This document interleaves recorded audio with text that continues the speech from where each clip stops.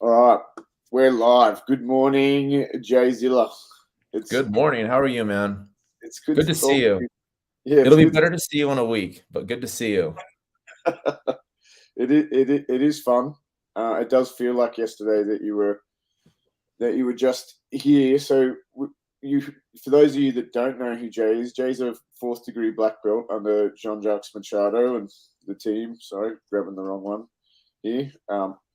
Are members of the Jean Jacques Machado um, group, which has been something nice because it's nice to have an international affiliation in it, and it does help us with things like if we ever want to send students away to compete internationally, then they can compete under the Jean Jacques Machado um, banner. So it's good, and for me, it provides a level of accountability for myself. You know, when I have guest coaches and people visit the center, and I can get feedback on how the team's doing, how I'm doing, and the feel of the center. I think that's an important thing for me that people probably don't realize that I'm looking for ways to make myself um, accountable at times, not just to my students but to other people as well. So I'm pumped. You get here on the 5th, and you have something down with our brothers in Brisbane first. Yes, I'm excited about that. I've never been there. As First you time. know, I go to Australia all the time, but Progressive, they usually host Guru down in Asano Mm. late November, which is usually when I go. I made this trip a little bit early. It just happened to work out this way, but yeah, they said, "Hey, we'd love to have you here." And I work with some of them when they're stateside, so Mhm. I'm very excited to be heading over there, even if it's just for a day to meet everybody. I'm looking forward to that. Yeah, Q and the bunch there. They're a friendly bunch. I've been down there a couple of times actually, down at Progressive in Brisbane to visit them and do some training with Jean Jacques as well. So they're a cool little bunch. They've always been real friendly to me. So if anybody wants to down in Brisbane wants to train with Jay Z, you're more than welcome to. Now I'm going to give you a little bit of a wrap right here because I don't think people may not know you as well as they could or should, but I've now travelled the world and taken every opportunity I can to train with a bunch of good people, and your mat manner and your instruction for jiu-jitsu, it's not um, together. It is a really amazing example of a good instructor.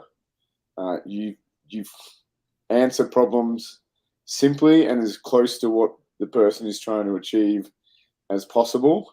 And not all instructors can do that, And I've been to Singapore and done a week with John Danaher, and I get other great guys up like Lachlan Giles, who's very good, and we just had Josh Hinger come, and you're still one of my favorite coaches. So that Wow, well, that that means a it's a good lot. Those are big names. That really means a lot. it's Thank a you. good bunch of names, and the older I get, I don't think I'm getting grumpier, but I do really appreciate the extra part of people going that mile to actually have an approachable presence on the mat as well, you know, um, for students and everyone else, because not everyone can do that. They're either a good competition uh, coach, or they can't see the bigger picture. They don't get a feeling for the room. Um, I think that's a really good skill to have, and lots of people follow this channel and some of the things that I do here. What do you think is one of the things that instructors like myself or other people can do to help people feel comfortable on the mats? Yeah, it's interesting. When I started teaching, of course, I mean, I love martial arts, and the idea of being an instructor is always something that struck a chord with me. It really wasn't my goal in jujitsu. Jujitsu, that wasn't really the goal. I was just more fascinated by the art because just the way it's built, its DNA, it's so different than anything I'd ever studied. But one of the things that you learn early on is like, do you have it in you to want to help people? And before I started teaching, before I made the commitment to Jean-Jacques that, I think I want to re-explore the idea of becoming an instructor and stepping into a leadership role. One of the things that I was contemplating in my life, when I was getting ready to make a career change, was that I want to be of service to people. I want to be able to help in some capacity. And I thought about becoming like a first responder, like an EMT, or I mean, law enforcement. I was a little too old for that, but something where I could actually make an impact on someone's life and help them in some way. And at some point, as an instructor, I was so fixated on learning like presentation, how to deliver the material, how to, your mat presence and your ability to interact with people, but at the core. And it was something Jean-Jacques really helped unlock in me. He's like, he would teach, and then I'd watch the interaction with the students, and especially the ones that were struggling. And I would comment later when we were alone. I'm like, it was fascinating watching you the technique, you had the technique done in 2 minutes. The student got it, but you had them engaged for another 5, 10, 15 minutes, and they were hanging on every word you said, and you made them feel so empowered when you were done. And he said, "That's the magic that I learned from my uncles." He goes, "That's the magic of jujitsu." He goes, "The technique, of course, that's important. The student needs to learn that, but how do you make somebody feel better? How do you stay connected and engaged with them? How do you make them feel important, feel valued?" Those are things that require a different type of practice. And it's something that I will tell students who aspire to become instructors. I'll tell them, I'm like, keep working on your technique. But what I really want you to fixate on is be mindful of how you interact with those around you. And when somebody has a question or you see somebody struggling, having the patience, the empathy, um, not being so quick to want to dismiss them. Here's your answer and move on. It just takes work and study. It's an extra layer of study that you just kind of need to do, so it doesn't become all about the skin. And the skin for me is just the technique. I want to learn an armbar. Well, here's the armbar. Okay, good. Next, move on. There's just an extra component that you have to attach to it, and that people are attracted to that because I've said this before. I don't think we ever outgrow that need for validation or for that extra pat on the back, that little extra, those words of encouragement. It becomes so scarce as we age and as we get older. Nobody really says that. So when somebody says that to you, you can't help but feel good. And deep down, whether you admit it or not, you like it and you want more of it. And that's as an instructor, you have to be mindful of that. You can present the material, but it's making those connections and maintaining those connections and continuing to let people know that they're important. And one of the things that I've been doing it a lot this year because I'm always like, I read other, um, I look for information to answer your question short now is like I look for information on how to be a better speaker, how to be a better communicator, how to be a better listener, all these things. But I go around to students now randomly, and when class is over, we always shake everyone's hand. We always say bye, but when it's done, I'll just pick one or two random people that I know very well, and I just put my arm around them and just kind of whisper quietly, like, "I'm really proud of you. What you're doing. I'm watching you. It's like, just keep it up." Yeah, I have no words. Like I'm really proud of your jujitsu, and I just walk away. And that's another thing that I got from Jean Jacques, and people come up to you and they're like, "Wow, thank you. That means a lot." And that to me, this is I don't consider it part of the work. It's just the mission. It's just what we do, you know? Yeah, Jean Jacques does have a very special mat presence as well. He's very good at that part of it, and you do feel generally fairly welcome uh, in his presence, and he does seem to find time to have have a little chat with you all the time the first time he sees you, and he's happy to see you. So I mean that's an important thing not only for instructors to do, but remember if you're really trying to like start jiu-jitsu and you're like, whoa, this is overwhelming, one of the best things you can do to break that overwhelm a little bit is introduce yourself to a bunch of people and say good day, make some new friends. Yeah. It's like, I mean, we don't talk about it enough. It's like, oh, how do we get good at jiu-jitsu? And people are like, oh, do a little cardio, do some strength training to access it, like listen, drill lots. And it's like, well, make some friends, you Yeah. know?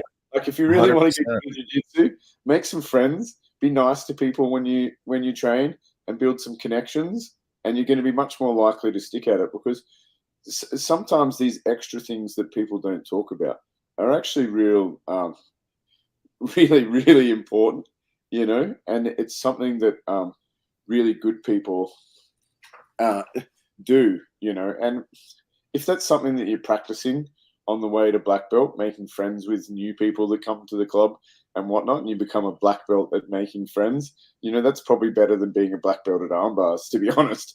100%. Like, there's, 100%. there's lots of these little things that happen um, along the way to make you a great training partner that can be really helpful. So it's interesting, and again, it's one of the things that I do look for um, in instructors when I'm trying to get them back all the time. Because you also, I mean, if you're going to have someone at your place for a week or a long weekend, which is what I'm trying to move towards for most of my instructors, to turn it into like either 2 days or an entire time, like little camps instead, just to really like absorb stuff for a little bit longer. Not that I don't like seminars, I really do like seminars and guest coaches, but if I can have someone for a little bit longer, we can affect the culture and the technique of our jiu-jitsu a little bit deeper with longer visits. So if coaches are looking for things out there that can help, I really do think week-long stays for instructors have been something that I've enjoyed over the past. Geez, it's been a while now. I mean, the first week you did was probably pre-COVID. Oh, yeah. Yeah, I think I started in 2017 was the first time, I believe. Yeah, I mate. think 17 or maybe 18, but yeah, Could have yeah. been.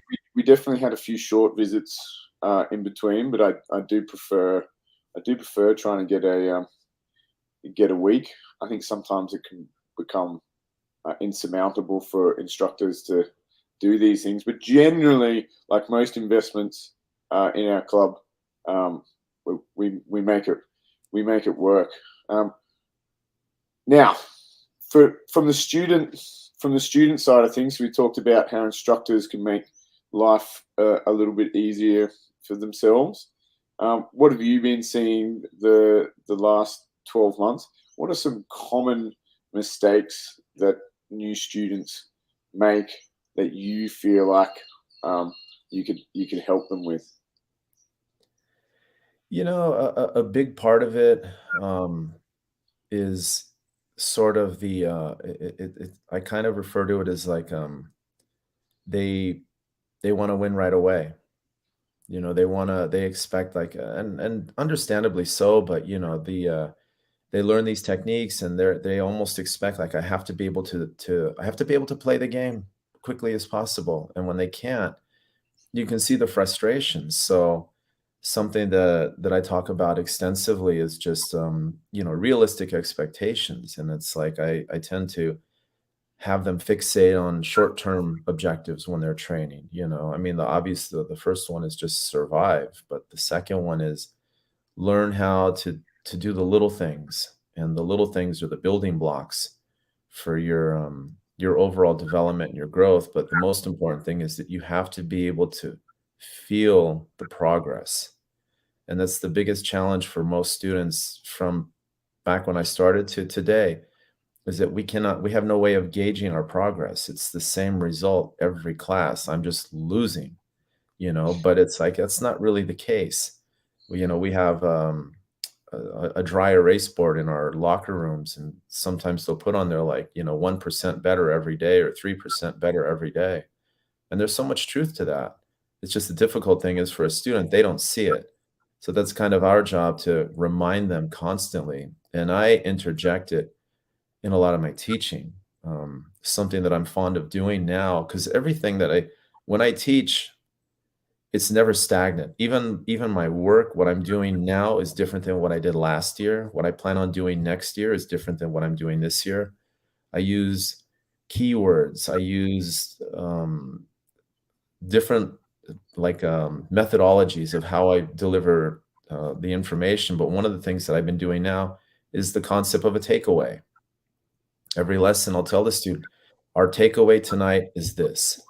And I say the takeaway primarily for the new student, but it can be beneficial to the entire student body.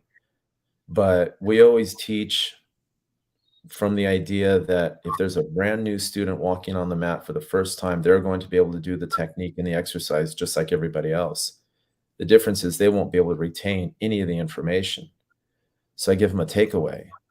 And the takeaway is the one thing that, like, what was the takeaway for tonight? And it's easy to remember.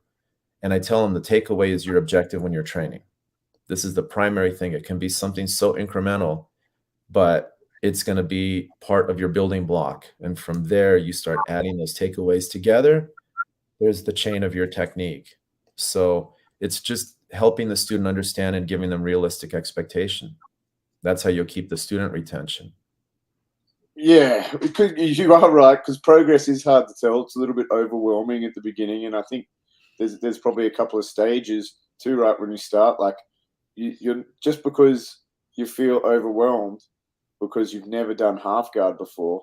The thing that take away from that lesson is you now know what half guard is, and the Yeah. information you'll need to learn here in the future. Don't feel attached to the result. Like you just got given some golden information. And then as you go on, you get better and you're like, I've done this half guard so many times before. And people, like, it's like, look for that one bit of gold, that one detail in a half guard that's either getting taught different this time or the detail that you forgot, because it doesn't matter now how long I've done things. I could sit in on most people's lessons and I'll take away either a reminder of something that I've forgotten or anything. And, I'm coming up close to 20 years soon. And I always learn something, Yeah. not just from myself instructing, but from watching my other coaches instruct. I'm always taking something away. And I think that if you can take away one thing and it just fires those neurons in your brain again and gets you, oh, that's excited about that position or excited about sharpening that position. That's all you need, that one little thing. And I've always done that from seminars when I've gone away. I'm like, well, I've got to make this count. So that one bit of gold, and I'm in my phone taking notes at the end, being, don't forget these 3 things from the seminar that were really awesome. And I think that's a good way of continually being able to progress, is just find that one thing, that little takeaway, and you'll continue to get better. How can you not? Yeah. Which is really important. Now, you've just moved to a new, bigger facility. Is this Not correct? yet. Almost. It'll be done. We'll probably be ready to move in shortly after I return from my trip. The end of November, we should be ready to go in. Now, how many times have you guys moved facilities in the last 20 years? This will be the 1, 2, 3. This will be the fourth for me. Now, for anyone out there that might be moving facilities in their gyms, because I do have a lot of friends that own gyms, peer groups, is there any advice that you could give those guys or girls out there that own their own facilities that are looking to move, that might make the transition a little bit easier for them? I mean, the one thing that I even advise our affiliates, and I mean, it's interesting because I'm not on a managerial ownership side connected to all of this, but I am deeply connected regardless because it's John Jock and it's essentially my school as well. So I have some insight as to what's going on. But something that I tell all the students, I'm like, or the owners, is even if you have the desire to expand, if you see your mats are getting crowded, maximize the space you're in first. Like I've been in gyms where they have like a really big lobby area, or they just have a lot of, I don't want to say wasted space, but unnecessary space. Kind of cannibalize all that with your mats until you're literally bursting at the seams and you've taken full, you've maximized the working space that you're in at the moment. Then that's a good time to make the jump. But it's something that you need a lot of time to prepare for because I don't know what it's like anywhere else, but in LA, it's so challenging because you have like parking, property managers. They're quick. They'll be very quick to say, "Oh yeah, we can get the dollars and cents. Great, everything makes sense. Let's start working up an agreement. Okay, what kind of business are you? We're a martial arts school. Oh, that's going to be a problem. Why? Well, we only have 50 parking spots in our structure, and you're probably going to take at least half of them for your classes. So we're going to have to up our agreement, or we're not going to be able to rent to you at all." And it's this continuous frustrating process of just trying to find a space because martial arts schools are so there's such a particular it's such a particular animal because it needs to be in an area that's safe, a place that you would want, your wife and your children to be able to go to and feel safe. It has to have adequate parking. It has to have obviously, the all the accommodations you would expect from a school. So it's one of those things that you really have to plan out. It's something that don't wait until you're bursting at the seams to look for a place. It would be something like, okay, I'm seeing my school is growing and I'm going to have to start expanding my mat space. And now I'm going to start putting feelers out for the possibility of moving. But Yeah. don't paint yourself into a corner. That would be my best advice because then you're just going to be stressed out of your mind. Yeah, I do see some funny layout sometimes, like to be honest, I've really struggled not to put the mats right up to the front door. Well, our new spot is going to be like that. Our new spot it's a little interesting. We're going to have about almost 50% more mat space. So it'll be a considerable upgrade. But the layout of the building, when you walk through the front doors, the mats are right there. There's no lobby. Yeah. You'll have to move a little to the side. It's quite similar to your setup right now. Very similar. So the only thing is you at least have a little bit of breathing room when you walk in.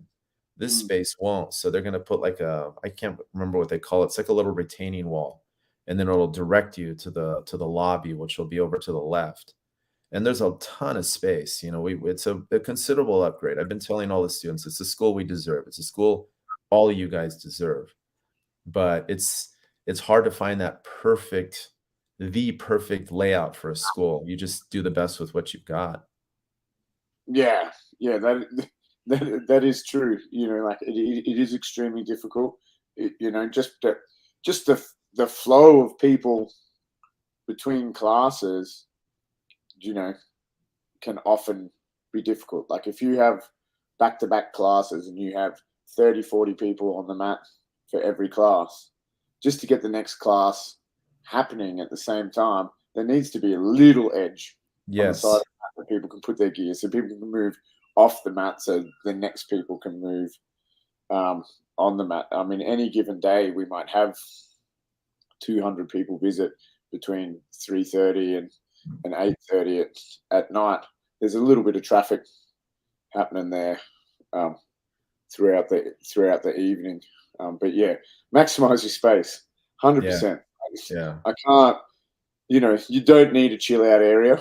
The mats are your chill out area. Like the very side of the mat should be like fairly streamlined, and it'll also help you keep it super clean, knowing exactly what areas you have to clean and how you have to clean them as well. Because if you're going to run a nice center and you're going to be grappling all the time, there should be some kind of effort on some kind of cleanliness, and I think most high performers tend to be fairly clean people anyway. If you're building a culture of excellence, it's nice to be clean, neat, and tidy. Absolutely. Yeah, absolutely. It is scary, because we share, it's basically a campus. It's like a commercial office building, but there's 2 blocks of them, and it's a quite nice area. We have grass and there's courtyards and there's trees, and I mean, if you wanted to sit outside and have a coffee, it's very inviting.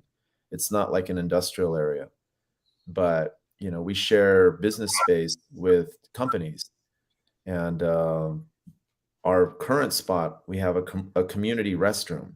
So we share it with the adjoining businesses. And these are technology businesses. They're not, it's nothing it's nothing where people are getting their hands dirty. It's all technology. But, I go to the restroom and sometimes I'm mortified. People, they come out of the stall and they walk right out.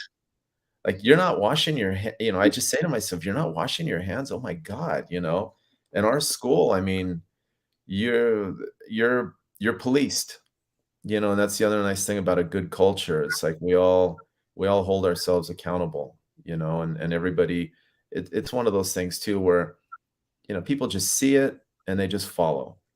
And going back to what you were saying earlier about having like somebody out for a week, um, it was one of the things that I really loved about jujitsu when I started. It wasn't what people were saying. It was just being in a different environment, a different martial art where there was something. I don't even know how to quantify it. All the other arts I used to do, it was guys would fight or scrap or do whatever they did, and it was all about that. And then they leave, and that was the end of it. But with jujitsu, the mat chat, I started hearing about how people were, how much water are you consuming before every session? What supplements are you taking? And then I start hearing the word diet, but not diet like don't eat, but diet like keto or, or vegetarian or whatever it might be. You start immersing yourself, even if it's for a short period, it has an impact. You start thinking about it. And I started changing my lifestyle just based on it. It influenced me that much. And it's something that, you see it on TV, you just don't really pay any attention to it.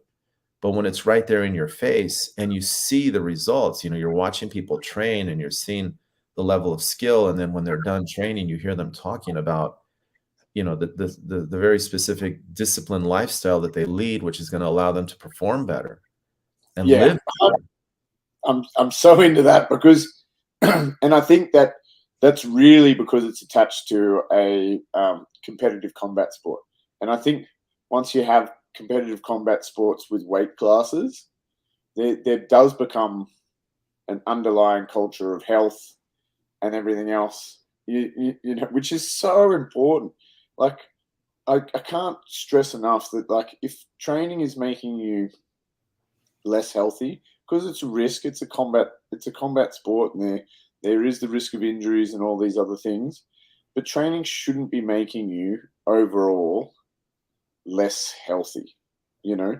And we might get a bit beat up if we've done jiu-jitsu for 15, 20 years. Those people are still going to be, you want to hold on to your students for a long time, but we know that most people don't do sports for 15, 20, 30, 40 years, as much as we would enjoy them to do Yeah. that with us, that it should make your life,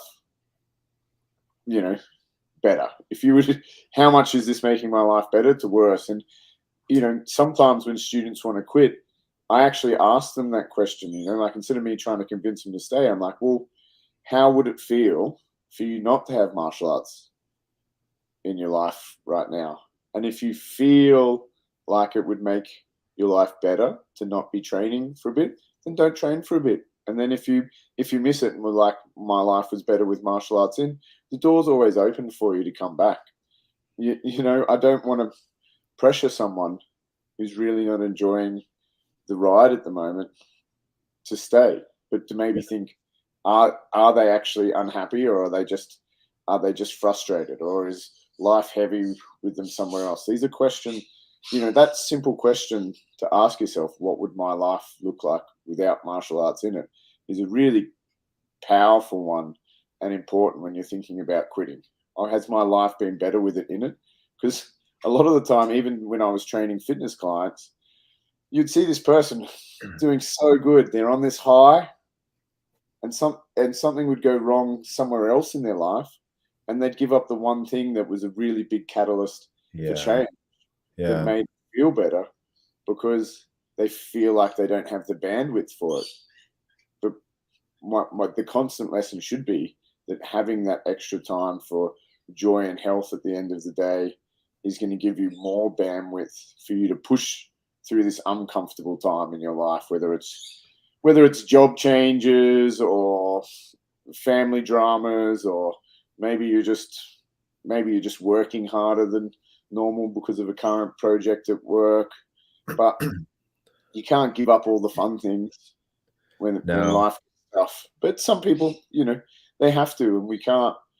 You know, you got to try your best not to judge and let people go and come as they need to. But definitely, if there's people out there that are listening to this right now, you want to ask yourself that question: is what does your life look like without martial arts in it? And if it looks better, then by all means, please move on for a little bit. But if you change your mind, because I've had people do that, and then they're like, "Oh, life without jiu-jitsu actually sucks." I They come know, back right? like, "Geez, I miss this place." you know, and it's always fun, a good comeback story too. I do love it when students leave and come back. So if you think your instructors or your teammates are going to make you feel bad for leaving, you're probably mistaken. Most of them are probably just going to be stoked you've come back for sure. Yeah, I break it down to one simple thing with a student, with anybody, even school owners. We have school owners, with our association. Some people come, some people go. It's just life. Things just change, and it just boils down to one simple thing. I just ask him, "Are you happy?" I cannot, I cannot rescue you or change your situation in any way. And I won't ever try to convince you. That word doesn't even apply to me now. I don't use convince. If somebody comes in and they want to try out jujitsu for the first time, all I can do is be honest with them, give them the experience, let them explore it. I have enough confidence and faith in our student body that I know the experience will be as beneficial as it can be. And when they're done, I just tell them, I hope you enjoyed yourself, and I hope you consider our school. But at not one point do I ever try to pitch them or sell them or convince them. Same thing when I deal with conflict, or somebody who's struggling, like, I don't know if I should stay, if I should go. What do you think I should do, Jay? And I'm like, I can't answer that, because I can convince you in a 10-minute phone call, but then when I hang up, you're alone with your thoughts. And what's going to happen? As soon as you start thinking about it again, I clearly did not convince you. I changed your mind briefly. It has to be you. It has to come from you. So my question to you is this: are you happy? What is going to make you happy? Because your happiness is all that matters to me. And it goes back to the same thing. If they say, well, I think I need to take a break, then take a break. If that makes you happy, take a break. And if you find that you're missing us and you want to come back, the door's open.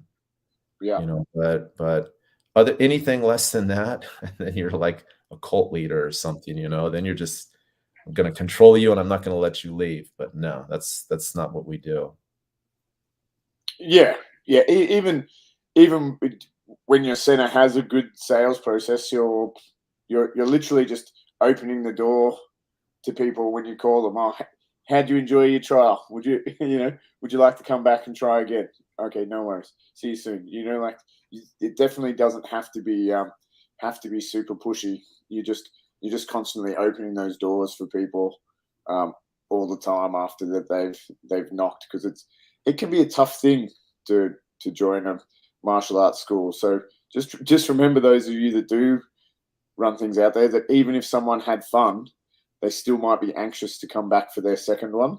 So being able to give them a call and see how they enjoyed themselves, and tell them that it was nice to meet them, is a good way for you to encourage students to train with you without being a super sleazy salesman, um, Yeah, which yeah. is important. And most of the time, you never really have that where the person feels I mean, we're very lucky, people try it and they're usually just sold. They have such a good time, good experience that they're all in. But yeah, just that making them feel comfortable and safe because it is such an intimidating experience for a lot of people to walk into a martial arts academy because of the fear. You don't know, am I going to get hurt? What's the culture like here? My old teacher, my old sifu, before I started jujitsu, I used to help him with his school a little bit, and I remember at one point, I don't know if this is even a practice anymore, but you would go into like a restaurant and there would be a box with a display and a little pad with a pencil, and it says, "Fill out this form and fill out this form for a chance to win a free membership at such and such martial arts." And we made a few of those boxes and he put them in restaurants throughout the city. And we collected them. I don't know, it was like a month or two later. He opens them up and they're full of entries, people that want to win memberships. Ian, not one person came in. He called every single one of them and told them they won and they didn't come in. And these were people that put all their information for a chance to win and they wouldn't come in. And I mean, he was a great guy. He was very friendly, very nice, but it's one of those challenges. That's why we just say, when people walk through that door, I mean, that's the biggest step. That's why the white belt is the most important belt in jiu-jitsu. Nothing else matters. White belt's the first step. It shows you have the courage to get out there and make that change in your life. Yeah, they are important. They are the lifeblood of most clubs, and everyone needs to remember that. Even especially our blue belts. All these people that have been there a little bit for a little bit while that might feel frustrated. It's actually, you'll be there. You'll be their first in club mentor along the way. How do you get your blue? Yes. You know, and I think that group learning and that group mentoring type environment is definitely the way to go. Um, anyway, that's a good 30, 40 minutes. We might end up there because that's going to be a long watch for a bunch of people. But it's not unusual once we start talking martial arts and running places that the conversation just seems to flow uh, quite easy. I think we love it a little bit too much. And Not enough. if that's possible. Um, but it's been super fun, Jay Z. I'm really looking forward to seeing you here in a week's time, and I hope the flight is nice and comfortable for you. And I know a lot of our students that have trained with you already are pumped. Those of you that haven't, you're in for a treat, and we're going to have a good time together. Awesome. Thank you, brother. I really appreciate it. Thanks for your time.